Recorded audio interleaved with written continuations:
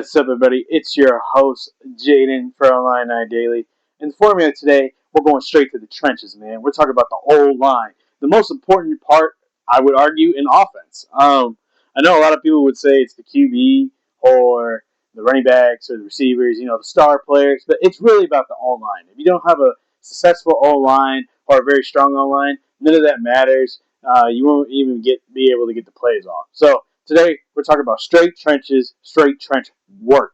Because, in my opinion, and I doubt a lot of people could even argue this, that if you don't have a successful O-line, your team's not going to make any moves. Great examples of this, the Philadelphia Eagles last year. I'm just using as a pro reference. They were the best team in the world, Super Bowl champions, and now look where they're at. They're in a discombobulated, that's a big word. I apologize. I definitely said that wrong. A dysfunctional offense where they didn't know what to do. They didn't know how to produce or do anything from it.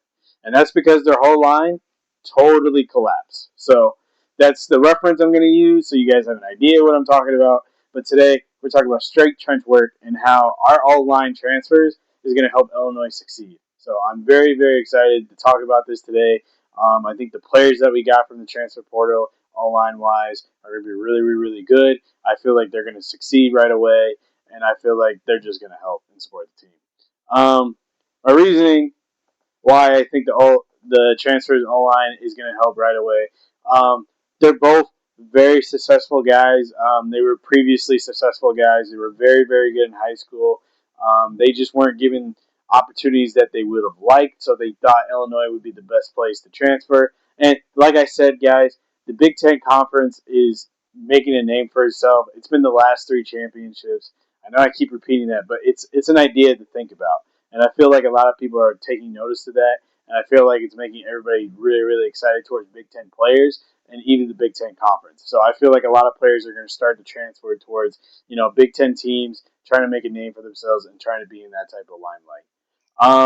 And the players we're going to be talking about, Jake Renfro and Christian Martin. I feel like these are 2 really, really good transfers to have. They were both previously successful. One was dealing with injuries, and one was dealing in a conference that wasn't to his liking, so he wanted to move out of it. First, we're going to be talking about Jake Renfro. Jake Renfro, man, there's a lot of things to talk about. He's a really, really good guy. He's originally from Illinois, McKenna, Illinois. Providence Catholic is his old high school, and he measures at 6'4", 315 pounds. So he's a big dude. He has a crazy story. So he originally went to Cincinnati. He played in 7 games, made 6 starts at center as a true freshman. Cincinnati offensive line was named a semifinalist for the Joe Moore Award. Cincinnati averaged at AAC best 5.6 yards per carry, running for 212.4 yards per game, and allowing ACC low 9 sacks during the regular season. Then he stayed there because he got to play more games because he was considered a redshirt freshman, I believe. And then the next year, he started 13 out of the 14 games at center. He was an All-American Athletic Conference first team, led Cincinnati to the college football playoffs, led Cincinnati offensive line that paved the way for the nation's 9th most yards per play. Cincinnati played second in the AAC in yards per rush. Cincinnati offensive line gave up only 53 tackles for loss, the 7th fewest in the nation. Cincinnati averaged 36.9 points per game to rank second in the AAC and now in 11th in the nation. Cincinnati set the program's single-season record for touchdowns, 70 touchdowns and points, 516. So he's been part of big conferences, offenses. He's been part of great offenses. Then he got hurt his sophomore year at Cincinnati, but that was due to injury. So he then transferred and redshirted at Wisconsin. He did not play because he was still injured, but he did start at the RillaQuest Bowl as center. He did pretty well. He didn't allow any sacks or anything like that. And then his sophomore year at Wisconsin, he started all 12 games at center, only allowing 1 sack, which is news everybody likes to hear, and 10 pressures and across 375 pass rushes opportunities, according to PFF. He had his run blocking grade was 68.9, which is pretty good. You want to be above 56%. And this was tied for the 5th best mark in the Big Ten, part of the offensive line that allowed the third fewest sacks and fourth fewest tackles for loss in the Big Ten in the season of 2024. And then last year, sadly, he got hurt in 2025. Missed most of the season due to multiple injuries. Played in 4 games. Participated in the Big Ten Media Days in Las Vegas and Remington Trophy watch list. So he was part of a big list of O-line that could succeed very well during the year. Um, Jake Renfro, I've been hearing a lot of names. His pro comp, I would probably say, is Humphrey from the Chiefs. Very smart minded, very good at positioning himself, really good at double teams, really good at pulling, positions himself to make good moves.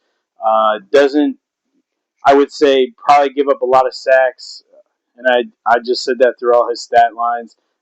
A really good thing about him is he doesn't play outside of himself, meaning when he's part of a double team, he doesn't let go of that double team unless he communicates that he needs to go, and vice versa with his guard. Another thing that makes him really, really, really good is the fact that Jake Renfro is willing to do whatever that helps the team. He was moving around position wise for Wisconsin. I know he didn't only just play center; he played mostly center. His snaps are really, really good. They're very accurate. Uh, Yet again, he doesn't play outside himself, and he doesn't make the extra mile. Just like Humphrey, had a really, really good QB at the helm, and I feel like he's going to be a great for our QB. Um, I'm just really, really excited for this guy. I feel like Jake Renfro is going to make a big name for himself, and hopefully we have the trainers to keep him healthy this year because I feel like he's just been in a struggle of just a bunch of injuries, and just like that veteran presence, he's an older guy, so he's just going to know what he's going to do right away. And being in multiple offenses also help, so he knows the different styles of play.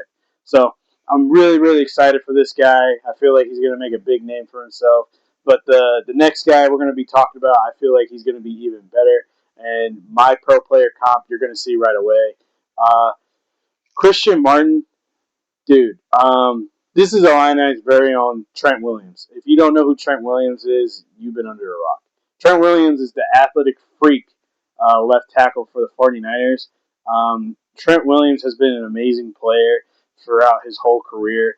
You could argue he's one of the most athletic players to ever play football from an old lineman perspective, but he's just a freak of nature, and I feel like Christian Martin's the same way. Watching his film, he doesn't give up a lot on plays, even when he gets beat. He does a great job establishing himself within the offense. He also just does a great job positioning himself with long arms. He doesn't get beat very, very much, which is really, really good. Just to give you some stats, he didn't play his freshman year. He redshirted.